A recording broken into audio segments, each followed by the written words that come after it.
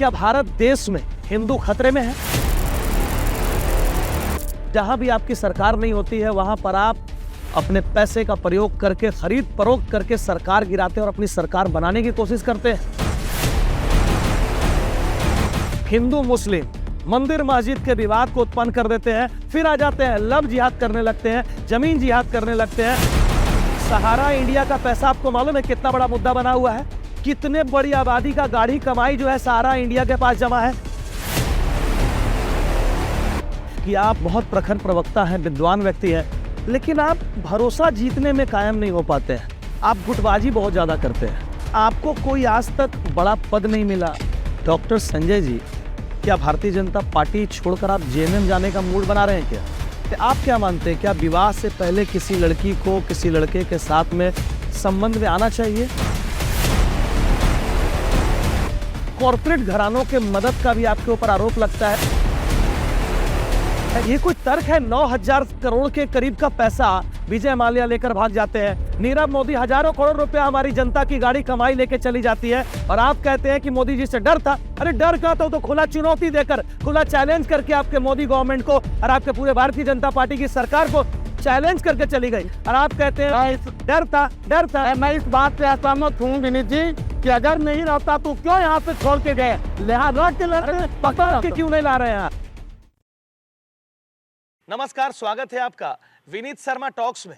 और आज हमारे साथ हैं भारतीय जनता पार्टी के चर्चित नेता, चर्चित लेखक और चर्चित कलाकार डॉक्टर और प्रोफेसर संजय सिंह। स्वागत है संजय जी आपका। धन्यवाद आपके टॉक शो में।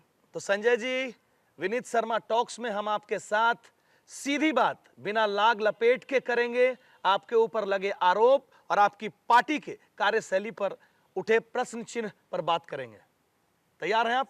स्वागत है। चलिए, तो सबसे पहला हम इनका परिचय जानते हैं कि आपकी पहचान एक शिक्षक के रूप में थी, एकाएक राजनीति में आने की वजह क्या थी? देखिए, शिक्षक को राष्ट्र निर्माता कहा जाता है और शिक्षक का काम चरित्र निर्माण और व्यक्तित्व विकास है। शिक्षक के बाद जो राजनीति होती है, हमारा ये मानना है कि जब तक राजनीति में मूर्ख लोग बने रहेंगे तब तक सत्ता लोकतंत्र मूर्खों के हाथ में होगी। लेकिन जैसे ही लोकतंत्र में जो राजनीति एक मुख्य आधार है, उसमें जब पढ़े लिखे उच्च गुणवत्ता शिक्षा वाले लोग जब राजनीति में आते हैं तो जो मूर्खों का शासन चल रहा है राजनीति में, वो धीरे धीरे समाप्त होता है। इसलिए मैंने सोचा कि एक शिक्षक के बाद राजनीति में अच्छे लोगों, पढ़े लिखे लोगों को भी, जिसके पास दृष्टि हो, जिसके पास राज्य को चलाने की दृष्टि हो, राष्ट्र को चलाने की दृष्टि हो, एक विजन हो, वो ऐसे व्यक्ति को समाज में आगे आना चाहिए। मैंने इसी उद्देश्य तो शासन तो आप ही का चल रहा है केंद्र में भी। केंद्र में मोदी सरकार आपके बैठे हुए हैं, भारतीय जनता पार्टी की सरकार है, तो आप कह रहे हैं कि मूर्खों की तादाद है, इसलिए हम शिक्षकों का होना जरूरी है। आपने माननीय मोदी जी के बारे में कहा, पीएम के बारे में कहा, तो माननीय पीएम मोदी जी भी पढ़े लिखे इंसान हैं। वो कोई लालू यादव की श्रेणी टाइप के नहीं है।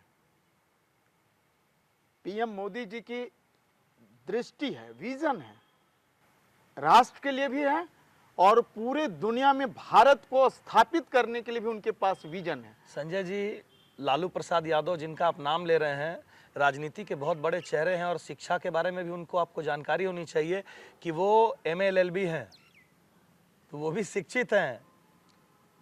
देखिए, पढ़ लिख लेना को मैं शिक्षा नहीं मानता हूँ। केवल कागज होना, सर्टिफिकेट होना, डिग्री होना, मैं इसे शिक्षित नहीं मानता हूँ। शिक्षित का मैं पहले अपने बयान में कहा, अपने संबोधन में मैंने कहा कि दृष्टि होनी चाहिए।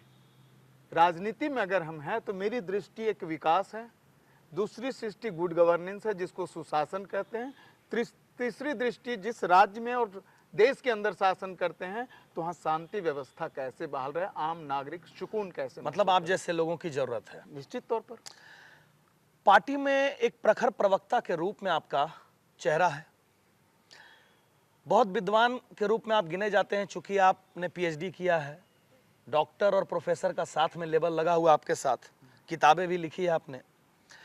आप एक प्रखर प्रवक्ता और विद्वान होने के बावजूद क्या पार्टी में आपको वो सम्मान मिला है जो आप सोचते थे कि हमको ये मिले? देखिए, भारतीय जनता पार्टी में मैंने केवल सम्मान के लिए ज्वाइन नहीं किया हूँ। भारतीय जनता पार्टी में व्यक्ति को देखकर भी ज्वाइन नहीं किया हूँ। भारतीय जनता पार्टी से पहले मैं संघ का एक स्वयंसेवक हूँ, और जब मैं राजनीति में मेरी अभिरुचि जगी तो मैंने भारत और भारतीयता को मुद्दे के रूप में देखा। जिस राष्ट्र में मैं रहता हूँ, राष्ट्रीयता को मैंने मुद्दे में देखा। जिस सनातन की मैं परचम फहराने की बात करता हूँ कि देश और दुनिया में कोई अटल सत्य है, शाश्वत सत्य है, तो सनातन है। और सनातन का रक्षा और सुरक्षा कैसे होगा, जिसको दूसरे रूप में आप हिंदुत्व कह सकते हैं। हम इन मुद्दों को जुड़ कर करके मैं राजनीति में आया था।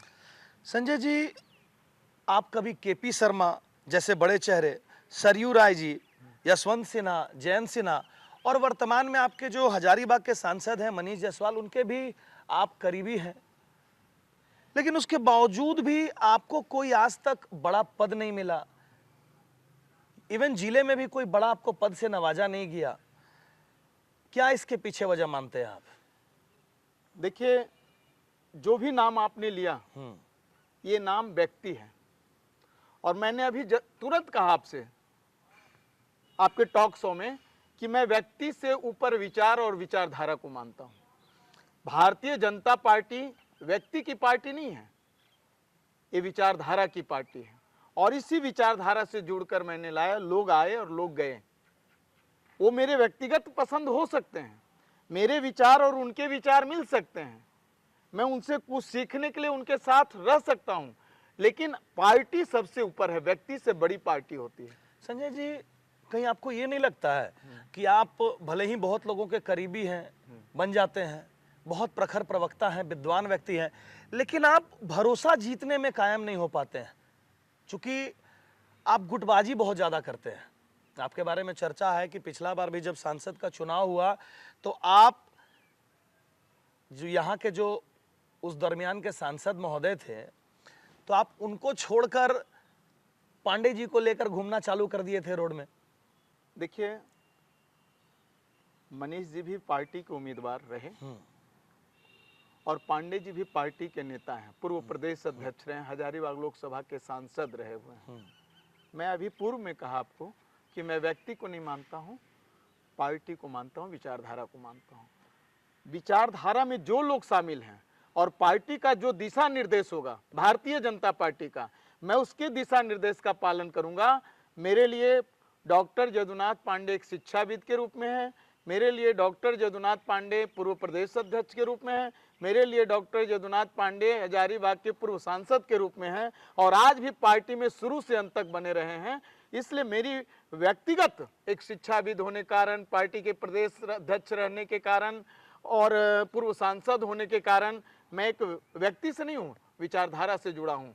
मेरे लिए जब मनीष जायसवाल जी आए, मैं उनके लिए भी ईमानदारी पूर्वक मैंने काम किया है। वो आज मेरे सांसद हैं, पार्टी के सांसद हैं। आज जो वर्तमान में आपके एनडीए के गिरिडीह से सांसद हैं चंद्र प्रकाश चौधरी जी, एक ऐसा दौर भी था जब आप सांसद चंद्र प्रकाश चौधरी को दारू मुर्गा वाली पार्टी, सांसद चंद्र प्रकाश चौधरी को युवाओं को बरगलाने वाला व्यक्ति, तरह तरह के सम्मान से नवाजने का काम करते थे। और आज क्या बात है, मेरी पार्टी भारतीय जनता पार्टी है और उनकी पार्टी आजसू है।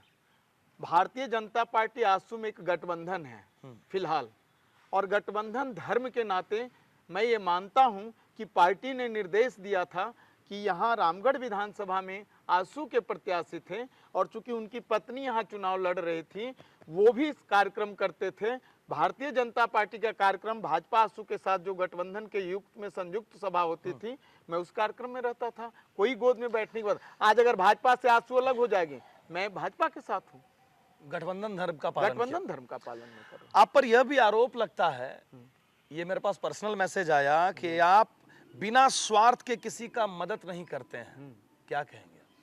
इस संदर्भ में तो यही कहूंगा, जिसने आपको मैसेज दिया या जो भी सूत्र से आपको पता चला, मेरे बारे में एक उदाहरण कोई बता दे कि मेरी स्वार्थ क्या है। लेकिन दूसरी बात मैं बता देता हूं, रामचरितमानस में एक चौपाई है, सुर नर मुनि सब के यह रीति, स्वार्थ लागी करहि सब प्रीति। जब ऋषि मुनि को भी स्वार्थ रहता है कि मुझे जनमानस के लिए काम करना है, मुझे सत्य के लिए काम करना है, मुझे सनातन धर्म के लिए काम करना है, तो ऋषि मुनि को भी जब रहता था कि इस धर्म को आगे बढ़ाना है, सनातन को आगे बढ़ाना है, तो मैं भी तो इंसान हूं, हाड़ मांस का, शरीर का बना हुआ हूं।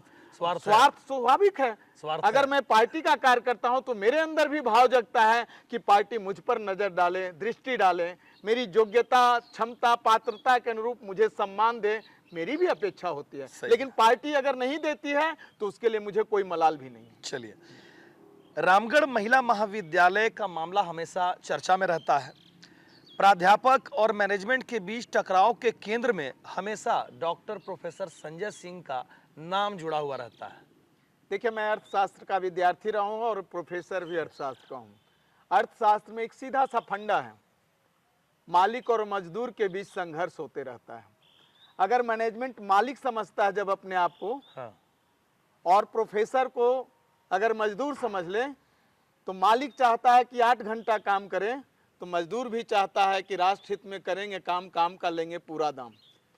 लेकिन जैसे ही प्राइवेट कॉलेज में जब मैनेजमेंट हावी हो जाता है और पढ़ाने लिखाने वाले शिक्षक और शिक्षकेतर कर्मचारी के साथ अगर भेदभाव करता है, तो यहीं से जन्म होता है संघर्ष का और आंदोलन का।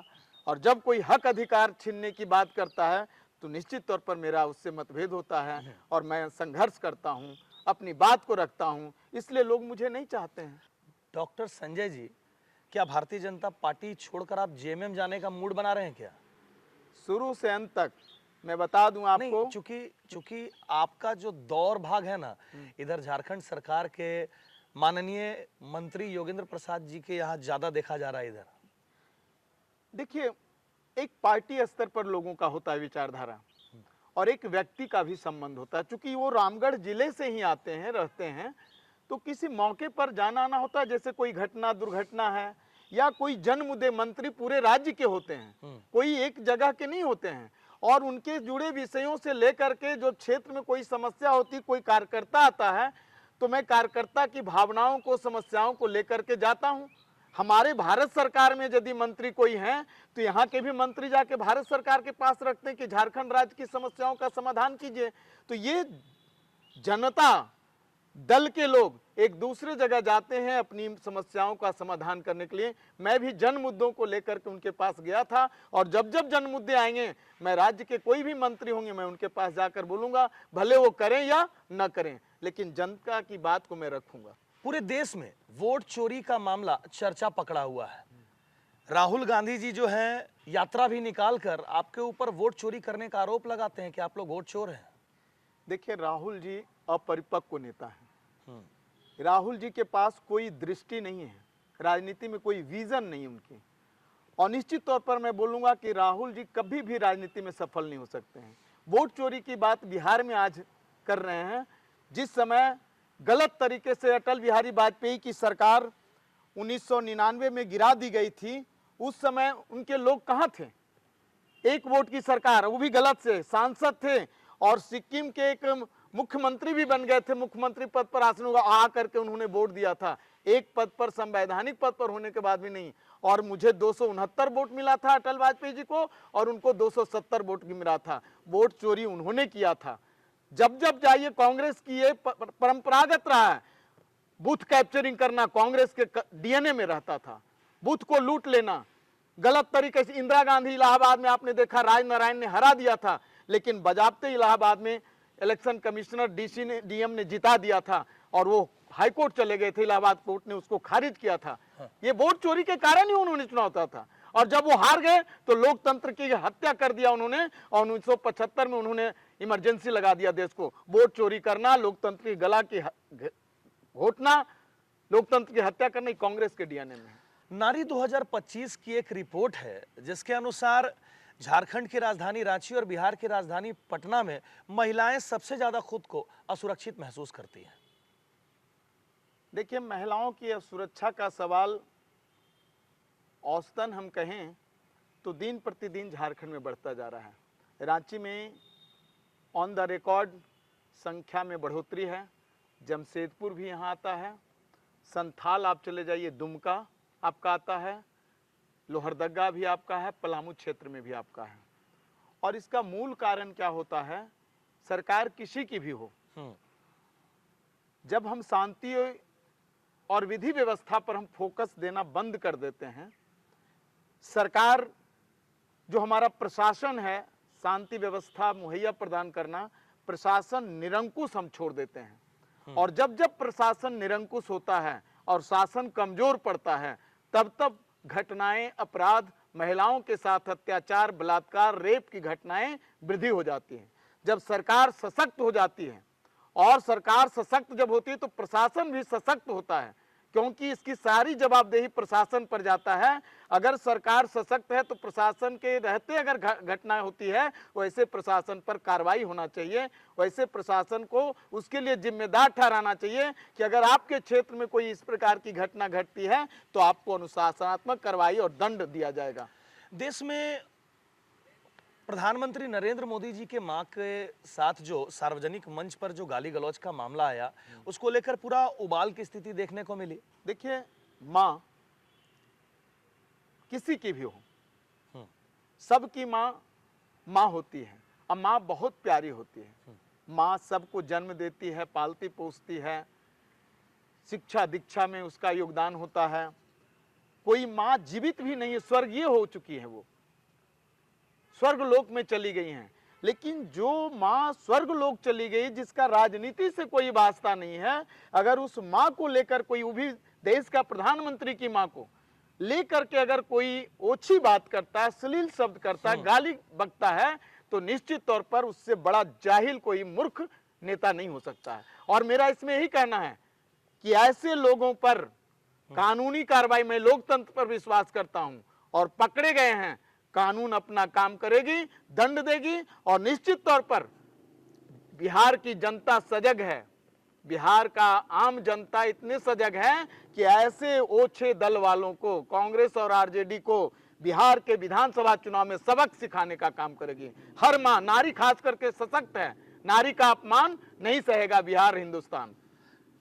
प्रेमानंद जी महाराज ने हाल ही में कहा था कि 100 में से 2 से 4 लड़कियां ही पवित्र होती हैं, और अनिरुद्धाचार्य महाराज ने भी महिलाओं को लेकर हमेशा विवादित बयान देने का काम किया, डिबेट वगैरह भी चलता है। आप इसको कैसे देखते हैं?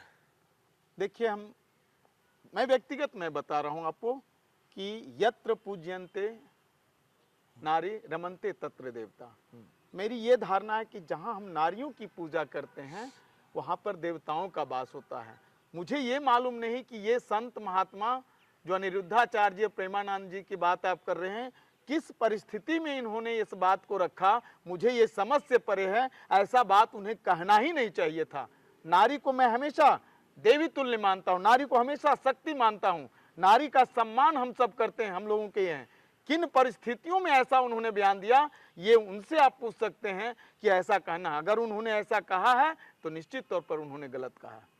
तो आपके हिसाब से जो ये लिव इन रिलेशनशिप का जो यह दौर चल रहा है, इसको आप कैसे देखते हैं?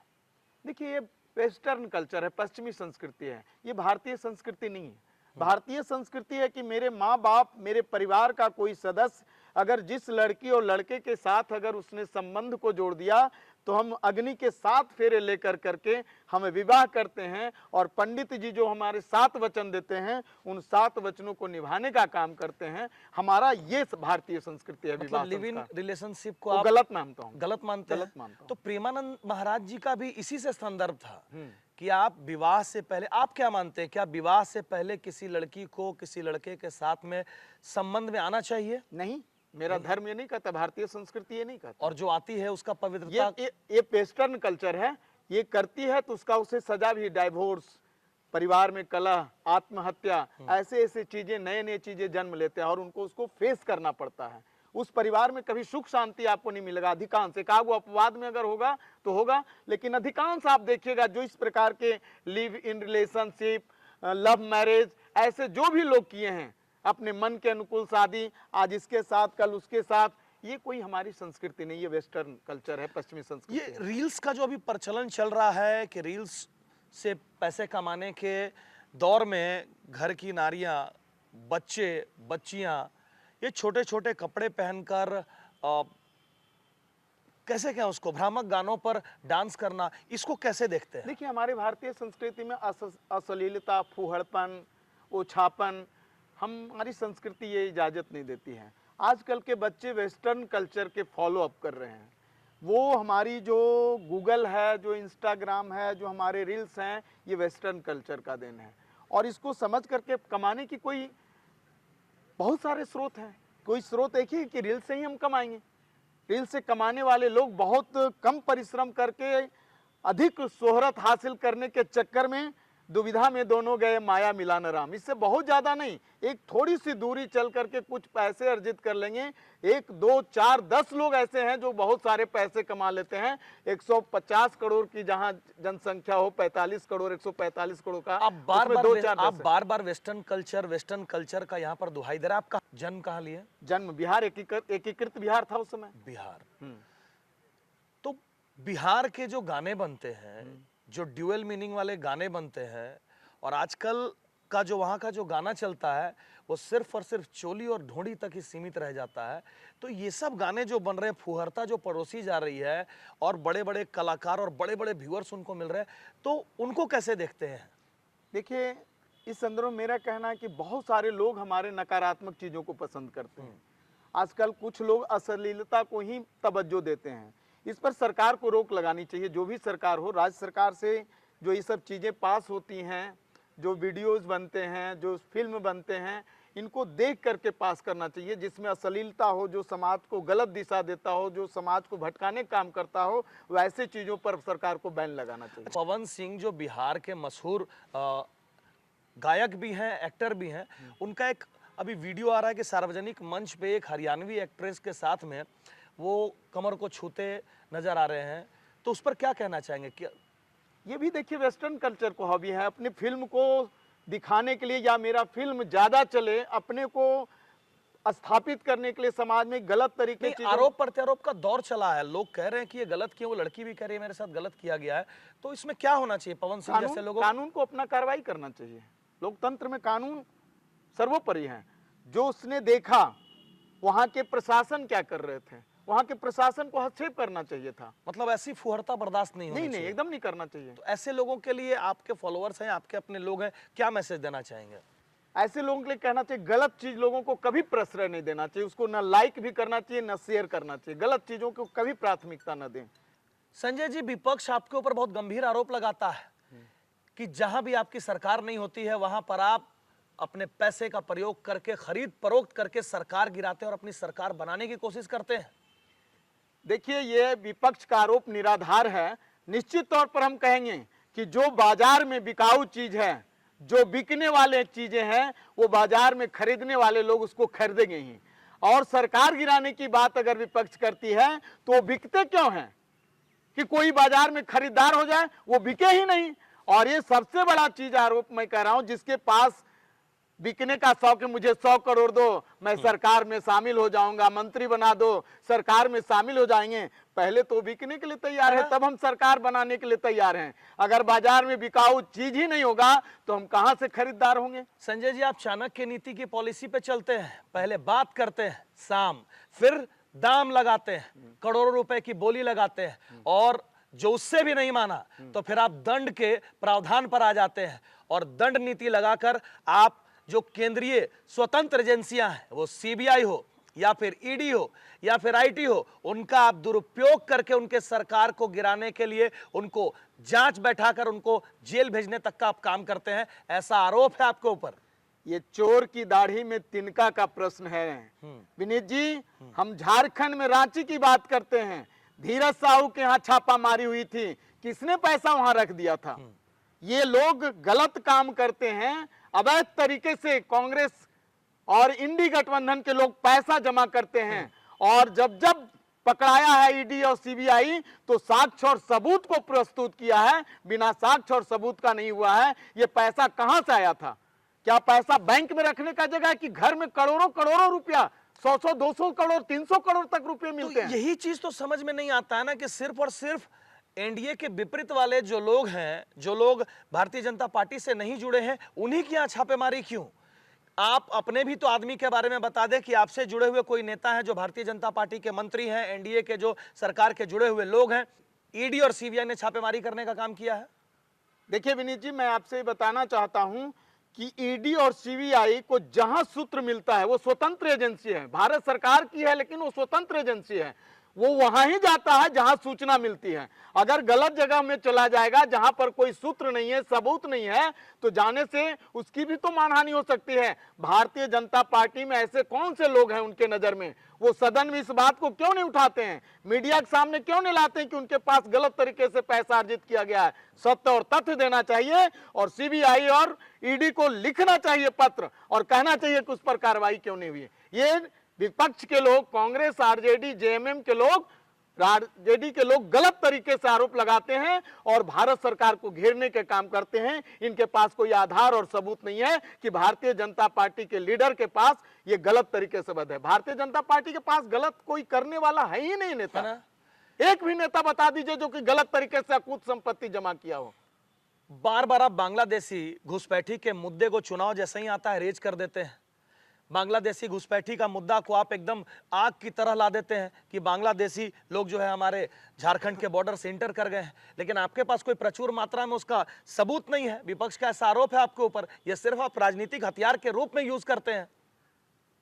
देखिए, इस संदर्भ में ये कहना चाहता हूं कि विपक्ष, आप सब जानते हैं कि 1971 में पाकिस्तान का पूर्वी हिस्सा, हमारा पश्चिम बंगाल का कुछ हिस्सा, पंजाब का कुछ हिस्सा को काट करके बांग्लादेश बना और बंगला मुक्ति जो युद्ध हुआ था, वहां का जो सामाजिक, राजनीतिक और आर्थिक परिदृश्य था, उस दौरान बहुत सारे लोग, लगभग 40 लाख लोग भाग कर करके बिहार, बंगाल में और असम में आकर के शरणार्थी बने थे। कुछ लोग दिल्ली और मुंबई के जगहों पर आकर के शरणार्थी बने थे। लेकिन जो लोग आ गए, तो आप बताइए कि 71 में किसकी सरकार थी? जो सेंसस रिपोर्ट कहता है 81 से 91 का अगर सेंसस रिपोर्ट को अगर आप देखें तो निश्चित तौर पर हम कह सकते हैं कि 10 साल में औसतन 91,000 लोग प्रति वर्ष भारत में आकर के शरणार्थी बांग्लादेशी रह रहे थे। तो हमारा ये राजनीतिक मुद्दा था कि भारतवर्ष के लोग का हक, अधिकार को छीनने का काम बांग्लादेशी घुसपैठी कर रहे थे। हम किसी धर्म और जाति का विरोध नहीं करते हैं, लेकिन हमारा भारत में आने का जो नियम है वो मैं बता दूं आपको कि संविधान का जो अनुच्छेद 14 और 21 है, उसमें एकदम साफ उल्लेख ये है कि हमारे देश में कोई गैर देश से जब कोई नागरिक आता है, कोई अप्रवासी बन कर करके आता है, तो निश्चित तौर पर से निर्वासन में कोई छूट देने की हमारे यहाँ कोई प्रावधान नहीं है। उनके साथ हम वही करेंगे। संजय जी, अभी भी आ रहा है, इस बार के चुनाव में भी आप इस मुद्दे को रेज किए थे कि बांग्लादेश से घुसपैठ यहाँ पर एंटर कर रहा है, क्या अभी भी घुस रहा है? देखिए, चोरी छिप के तो आ रहे हैं हमारे। तो चोरी छिप के आ रहा है तो फिर दोषी कौन हो रहा है? भारत के संविधान के आप अनुच्छेद का बात किए तो भारत के संविधान में फेडरलिज्म है, संघवाद है। फेडरलिज्म क्या कहता है? Separation of power between state and central government. आपकी ताकतें, आपकी जो शक्तियां हैं, सेंट्रल की अलग है, राज्य की अलग है ना? सेंट्रल का जो पावर है उसके तहत बॉर्डर की रक्षा कौन करता है? बॉर्डर की रक्षा स्वाभाविक भारत सरकार के पास भारत सरकार कर रहा है, तो फिर घुस कैसे रहा है? लेकिन मैं बता दूं आपको कि जिस राज्य में राज्य सरकार होती है, रक्षा और सुरक्षा में राज्य सरकार का भी हस्तक्षेप होना चाहिए। जैसे मान लिया जाए कि झारखंड में अगर सीआरपीएफ है, तो सीआरपीएफ का यूज राज्य सरकार करेगा कि कहां उसको करना है, वो पत्र लिखता है। उसी तरह से बीएसएफ है, बॉर्डर सिक्योरिटी फोर्स है, तो राज्य सरकार लगाने का काम करता है। भारत सरकार और राज्य सरकार मिलकर के उसकी रक्षा सुरक्षा करना है, अकेले भारत सरकार को नहीं है। बीएसएफ, सीआरपीएफ, अन्य जो भारत के जो रिजर्व पुलिस हैं, वो भारत के सरकार के अंदर रहते हैं, लेकिन काम राज्य सरकार के निर्देश पर डीजीपी जो हमारे होते हैं और जो मुख्य सचिव होते हैं, राज्य सरकार के इशारे पर उस पुलिस फोर्स को कहां पर एम्प्लॉय करना है, कैसे काम लेना है। आप इतना ही नहीं करते हैं, चुनाव जीतने का जब दौर आता है और चुनाव का जब दौर आता है ना, तो आप हिंदू मुस्लिम, मंदिर मस्जिद के विवाद को उत्पन्न कर देते हैं, फिर आ जाते हैं लव जिहाद करने लगते हैं, जमीन जिहाद करने लगते हैं, फिर आदिवासी युवतियों का विवाह बताने लगते हैं कि उनसे मुसलमान लोग जो आदिवासियों से शादी कर ले रहे हैं, और आप जमीन जिहाद का भी एक नारा ला देते हैं। भाई भाई को लड़वाने का काम करते हैं आप संजय जी। देखिए विनीत जी, मैं आपको बता दूं कि ये जो मंदिर, ये मस्जिद, लव जिहाद, लैंड जिहाद, ये मेरा भारतीय जनता पार्टी का कोई इश्यूज नहीं है। ये वो मौका देते हैं जो हमारे विरोधी हैं। मैं तो उसको आस्था का केंद्र मानता हूं मंदिर का, उनके भी आस्था का केंद्र जो होगा। मैं हिंदू, मुस्लिम, सिख, ईसाई, बौद्ध, पारसी ये सब पर विश्वास नहीं करता हूं। मेरे लिए एक ही चीज है, वसुधैव कुटुंबकम। मेरे लिए एक ही चीज है, इंसान। हम इंसान को जानते हैं। मेरे लिए एक ही चीज है, सनातन। मैं सनातन को मानता हूं और ये सब सनातन है। ये वो लोग करते हैं जिनके पास मुद्दे नहीं है। मेरे पास तो इतने मुद्दे हैं भारतीय जनता पार्टी के पास। मैं राष्ट्रीयता की बात करता हूं। भारतीय जनता पार्टी की सरकार में जितने भी योजनाएं बने हैं, अधिकांश योजनाओं का लाभ मुस्लिम ले रहा है। मैं चाहता तो उस योजना को बंद कर देता भारतीय जनता पार्टी, अगर चाहती तो। नहीं, जो इस राज्य के नागरिक हैं, जो इस देश के नागरिक हैं, जो देश के लिए नीतियां बनी हैं, देश में रहने वाले जो नागरिक हैं, भारत के जो नागरिक हैं, उन्हें वो हक मिलना चाहिए। मैं आज आप बता दे रहा हूं, आप बताइए, जनधन योजना बना, भारत सरकार की, कौन लाभ उठा रहा है? आयुष्मान भारत योजना बना, आज अस्पताल में जाइए, किनकी संख्या ज्यादा लाभ लेने में लगा हुआ है? आज आपको बिजली का योजना बना, घर घर में एलईडी बल्ब लगा। शौचालय का जो इज्जत घर बनने का काम हुआ, किसके घर में ज्यादा शौचालय बना है? भारत सरकार की सारी योजनाएं का लाभ मुस्लिम समाज का लोग उठा रहा है। इसलिए भारतीय जनता पार्टी हिंदू, मुस्लिम, बौद्ध, सिख, ईसाई, पारसी ये सब नहीं करता है। भारतीय जनता पार्टी सबका साथ, सबका विश्वास की बात करती है। सबका प्रयास को साथ में लेना और सबका विश्वास को साथ में लेकर के चलती है भारतीय जनता पार्टी। ये जाति धर्म में विश्वास नहीं करती है। दलितों को, पिछड़ों को, आदिवासियों को मजबूत बनाने के लिए जो आरक्षण की नीति लाई गई, आपकी भारतीय जनता पार्टी तो उसको भी खत्म करने का एकदम मॉडल बना रही है। यह भी आरोप है आपके ऊपर। देखिए, आरोप लगाना बहुत सहज है। हर लोग एक दूसरे पर आरोप लगाने के लिए हैं, लेकिन आरोप का आधार होना चाहिए और आधार की पुष्टि होनी चाहिए। हवा में बातें करना, ये कोई सीखे तो कांग्रेसियों से सीखे, जेएमएम से सीखे, आरजेडी से सीखे। ये हवा में बात करते हैं, बिना आधार, तथ्यहीन, सत्यहीन बातें करते हैं। अगर उनके पास है सबूत, सदन चलते हैं तो सदन में आंकड़े कहां प्रस्तुत करते हैं कि हम किसको तोड़ें? हमने तो डॉक्टर अंबेडकर को सम्मान देने का काम किया, जो निर्माता कहा जाता है, संविधान का निर्माता कहा जाता है। हमने तो अंबेडकर जी के लिए 6 बड़े बड़े तीर्थ स्थल बना दिया हमने। कहां कांग्रेस ने अंबेडकर जी के लिए किया? यही कांग्रेस ने अंबेडकर जी को चुनाव हराने का काम किया था, वोट चोरी के माध्यम से। कॉर्पोरेट घरानों के मदद का भी आपके ऊपर आरोप लगता है कि आप कॉर्पोरेट घरानों के परिवार वाले पार्टी हैं। नीरव मोदी, विजय माल्या जैसे लोग किनके कार्यकाल में भागे? हजारों हजार करोड़ रुपया लेके देश से चंपत हो गए। और ये नीरव मोदी कोई आज तो मोदी जी के कार्यकाल में नहीं आए, जन्मे हैं। ये तो कांग्रेस के भी कार्यकाल में रहे हैं। तो और लोन भागे किसके कार्यकाल में? लोन की कौन दिया था पहले उनको? भागे किसके कार्यकाल? लोन कौन दिया था? अरे भागे मेरे कार्यकाल में। व्यापार करने के लिए लोन तो आपको भी मिलेगा। अच्छा, एक चीज बताइए लेकिन आप, भागे किसके कार्यकाल में? बताइए आप, भागे भागता कौन है? जो कायर होता है, बुजदिल होता है, डरता है। उसे पता था कि मोदी जी जेल में भेज देगा, भाग गया यहाँ से। अच्छा, हाँ, और मैंने खोज करके लाया भी। राजनीतिक आरोप लगा देना अलग बात तो है। आप कैसे ये बात कह सकते हैं कि मोदी जी से डरा था? डर था तो बॉर्डर में उनको जाने कैसे दिया गया? आप ये बता फ्लाइट में दीजिए, चढ़ने कैसे दिया आज गया? आप बता दीजिए कि लोग क्यों भागेंगे? अगर हमने चोरी नहीं किया है, पुलिस मुझे खोजेगी तो मैं क्यों भागूंगा? अरे ये कोई तर्क है? 9,000 करोड़ के करीब का पैसा विजय माल्या लेकर भाग जाते हैं। नीरव मोदी हजारों करोड़ रुपया हमारी जनता की गाड़ी कमाई लेके चली जाती है, और आप कहते हैं कि मोदी जी से डर था। अरे डर कहां था? तो खुला चुनौती देकर, खुला चैलेंज करके आपके मोदी गवर्नमेंट को और आपके पूरे भारतीय जनता पार्टी की सरकार को चैलेंज करके चली गई, और आप कहते हैं कि डर था। मैं इस बात से असहमत हूं विनीत जी कि अगर नहीं रहता तो क्यों यहां से छोड़ के गए? लेहा रह के लड़ते। अरे तो पकड़ के क्यों नहीं ला रहे हैं आप? तो पकड़ के लाएंगे। आपका शिकंजा। आप कहते हैं कि विश्व के सबसे मजबूत नेता हमारे देश के प्रधानमंत्री मोदी जी बनते जा रहे हैं, और पकड़ के क्यों नहीं ला रहे हैं उनको? कुछ देखिए, हमारे देश में और अन्य देशों में कुछ नीतियां होती है, निर्धारित होती है कि बहुत सारे लोगों को हम लोगों ने ढूंढ करके लाया है। हमारे देश के बहुत सारे लोग बंदी बने हुए थे, उनको हमने छुड़ाने का काम किया है, लाने का काम किया है। हमारे देश के अनेकों नागरिक संकट में कोरोना काल में बाहर थे, कुछ और घटनाएं घटी हैं, अन्य देशों में, यूक्रेन में फंस गए थे, हमने लाने का काम किया है। ये मुद्दे जो हैं दो देशों के बीच का मुद्दा होता है और दो देशों के बीच में कुछ अन्य सरकार तो जाने से तो रोक सकते थे ना। ये तो नीरव मोदी की बात हो रही थी, विजय माल्या की बात हो रही थी, तो चंपत हो गए। सहारा इंडिया का पैसा आपको मालूम है कितना बड़ा मुद्दा बना हुआ है?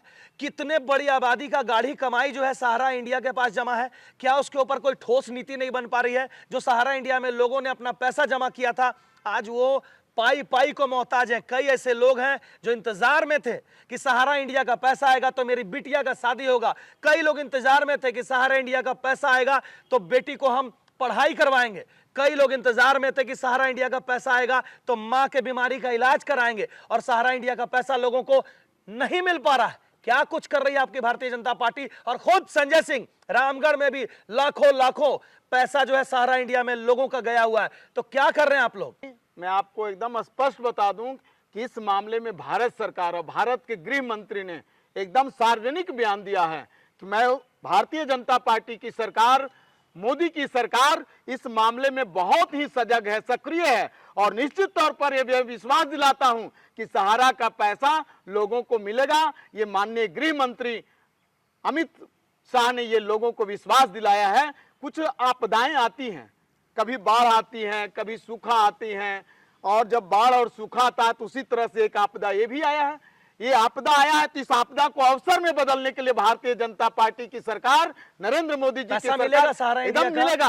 ये लड़ेंगे उसके लिए एकदम एकदम तो अमित शाह जी ने लोगों को बयान दिया खास है। करके रामगढ़ के लोग जो है ना, वो लोग सहारा इंडिया का जिनका भी पैसा है, कम से कम अपना आवेदन तो भारतीय जनता पार्टी के लीडरों के पास आप पहुंचाएं और हमको भी बताएं, ताकि हम खबरों से अवगत कराने का काम करें। निश्चित तौर पर माननीय अमित शाह को, जो भारत के गृह मंत्री और सहकारिता मंत्री हैं, उनसे अवगत कराना चाहिए। उन्होंने लोगों को विश्वास दिलाया है। संजय जी, अंतिम सवाल इस आरोप के सेगमेंट में, क्या भारत देश में हिंदू खतरे में है? मैं तो खतरा में नहीं मानता हूं। हिंदू को लोग अटैक करते हैं। तो आपके पार्टी के बड़े बड़े दिग्गज कहते हैं कि भारत में हिंदू खतरे में है। नहीं, मैं इसको नहीं मानता हूं। देखिए, सबके अलग अलग हो सकते हैं विचार। हिंदू खतरे में है? नहीं, मैं नहीं मानता। भारतीय जनता पार्टी के नेता संजय सिंह मानते हैं कि भारत में हिंदू खतरे में नहीं है। नहीं है, नहीं है ना? नहीं है एकदम। मैं चलिए, बहुत बढ़िया। और अब सबसे मजेदार राउंड, रैपिड फायर राउंड में हम आते हैं। सबसे पहला सवाल, आपके आदर्श नेता कौन है? प्रधानमंत्री नरेंद्र मोदी जी। रामगढ़ की सबसे बड़ी समस्या एक शब्द में?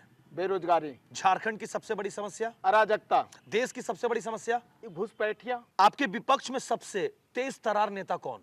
नेता विहीन विपक्ष। एक मामला जो आपको पर्सनली परेशान कर गया हो? घाटों का ओपी कांड में राजेश मंडल से मेरा विवाद हुआ था। वो काम तत्कालीन एसपी से मेरा बहुत बड़ा वैचारिक मतभेद और केस उस पर होने पर हुआ। इन दोनों में बेहतर कौन? रामगढ़ विधानसभा की विधायक ममता देवी या बरका गांव के पूर्व विधायक अंबा प्रसाद? मेरे लिए दोनों कोई अच्छे नहीं है। किसकी राजनीति ज्यादा पसंद, पूर्व मुख्यमंत्री बाबूलाल मरांडी या हजारीबाग सांसद मनीष जायसवाल? एक। पूर्व मुख्यमंत्री बाबूलाल मरांडी। एक शब्द में, मनीष जायसवाल सांसद हजारीबाग? विकास पुरुष। गिरिडीह सांसद चंद्र प्रकाश चौधरी? लोकप्रिय। ममता देवी विधायक रामगढ़? मुद्दे विहीन। अंबा प्रसाद पूर्व विधायक बड़का गांव? विवादित। बजरंग महतो कांग्रेस नेता? शून्य। शहजादा अनवर कांग्रेस नेता? बड़बोले। टाइगर जयराम महतो विधायक डुमरी? भड़काऊ। तिवारी महतो मांडू विधायक? संघर्षशील। रोशनलाल चौधरी बड़का गांव विधायक? मधुरभाषी। बेहतर वक्ता कौन, भारतीय जनता पार्टी के रंजीत पांडे या खुद प्रोफेसर संजय सिंह? ये एक अच्छे श्रोता ही तय कर सकते हैं, मैं तय नहीं कर सकता। रामगढ़ के बेहतर नेता और जिलाध्यक्ष कौन, कांग्रेस के मुन्ना पासवान या झारखंड मुक्ति मोर्चा के विनोद किसको? स्तरहीन। एक नेता जिसे आप बतौर प्रतिद्वंदी पसंद करते हो रामगढ़ में? मैं शहजादा अनवर को। बलजीत सिंह बेदी? बड़बोले। मुन्ना पासवान जिलाध्यक्ष कांग्रेस? स्तरहीन। दिलीप दांगी जिलाध्यक्ष आजसू? आक्रामक। जेएलकेएम जिलाध्यक्ष देवानंद? पढ़े लिखे। धनंजय कुमार पुटुस भाजपा नेता? क्रांतिकारी। सबसे बड़ा राजनीति का झूठ? सब हो जाएगा, चिंता नहीं करना। क्या संजय सिंह अगला विधानसभा चुनाव लड़ेंगे? पार्टी तय करेगी। रामगढ़ की जनता के लिए आपकी पार्टी की सबसे बड़ी प्राथमिकता? विकास। एनडीए के 2 विधायक में बेहतर कौन, बड़कागांव विधायक रोशनलाल चौधरी या मांडू विधायक तिवारी महतो? बड़कागांव रोशनलाल चौधरी। टाइगर जयराम महतो की राजनीति को कैसे देखते हैं? स्तरहीन राजनीति को देखता हूं। जेएलकेम की 1932 खतियान की मांग को किस तरह देखते हैं? चुनावी स्टंट। टाइगर जयराम महतो को उनके समर्थक आने वाले मुख्यमंत्री के रूप में देखते हैं? स्वप्न। टाइगर जयराम महतो के लोग कहते हैं कि उनकी सभा में जितनी भीड़ इकट्ठा होती है उतने आपके पार्टी के बड़े बड़े लीडर के कार्यक्रम में नहीं होते। खोखला बयान। टाइगर जयराम महतो को 3 शब्द में। डुमरी उनका विधानसभा क्षेत्र था, डुमरी में भी 3 ही शब्द हैं। ड से डुगडुगी डमरू जिसको हम लोग बोलते हैं, दूसरा मौ से मौका परस्त और र से रंगदार। आपको अगर रामगढ़ से विधायक प्रत्याशी चुनने का मौका मिल जाए तो किनको चुनेंगे? एनडीए कोटे से पहला पूर्व विधायक सुनीता चौधरी, या फिर सांसद पुत्र पीयूष चौधरी, या खुद प्रोफेसर संजय सिंह? देखिए, मैं स्पष्ट कहता हूं कि एनडीए में प्रत्याशी का चयन करना संसदीय बोर्ड का काम है, व्यक्ति नहीं चुन सकते। बीजेपी के 3 शब्दों में मायने? बी से भारत या भारतीयता जिसको राष्ट्रीयता हम कहते हैं, ज से जनता जनार्दन जो लोकतंत्र का प्रतीक है, और पी से प्रोग्रेसिव जिसको प्रगतिशीलता कहते हैं, विकास और सुशासन। जयराम महतो की राजनीति को कैसा देखते हैं? देखिए, वो स्तरहीन, मैंने कहा राजनीति, मैं आपको शुरू में कहा स्तरहीन इस मामले में कि राजनीति में हमेशा मैं विजन को मानता हूं। आपका विजन क्या है, आप इस राज्य को किस तरफ ले जाना चाहते हैं। लेकिन उनका हमेशा जो मैं देखता हूं, जितने वीडियोज देखता हूं, फुटेज को देखता हूं, हमेशा भड़काऊ बयान देते हैं, समाज को तोड़ने का काम करते हैं। हमेशा क्षेत्रवाद, परिवारवाद, जातिवाद, उनके पास ऐसा कोई विजन नहीं कि झारखंड को हम भारत में कैसे अव्वल राज्य बना सकते हैं, कैसे इसको हम महाराष्ट्र बना सकते हैं, कैसे इसको हम गुजरात की श्रेणी में ला सकते हैं। इसके लिए उनके पास कोई विजन नहीं है, मैं ये नहीं देखता हूं। जो भी बातें करते हैं तुनुक मिजाजी ढंग से करते हैं, बड़बोलेपन में करते हैं, लेकिन उनके पास विजन नहीं है। तो टाइगर जयराम महतो के लोग तो कह रहे हैं कि आने वाला मुख्यमंत्री वही है झारखंड के। देखिए, दही बेचने वाला कभी नहीं कहता कि मेरा दही खट्टा है, ये कॉमन चीज है। वो हमेशा बोलता है दही कैसा है, बोलता है मीठी है। तो आपको क्या लगता है कि टाइगर जयराम महतो के लोग जो कह रहे हैं कि आने वाले मुख्यमंत्री वो होंगे या नहीं? नहीं, हाँ? स्वप्न है। रात्रि में जैसे हम लोग स्वप्न देखते हैं ना, और नींद खुलती है तो बस कुछ नजर नहीं आता है।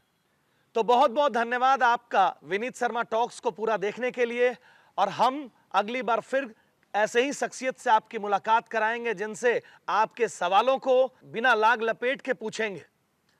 बहुत बहुत धन्यवाद डॉक्टर प्रोफेसर संजय सिंह जी, धन्यवाद, आपने अपना नमस्कार। कीमती समय दिया।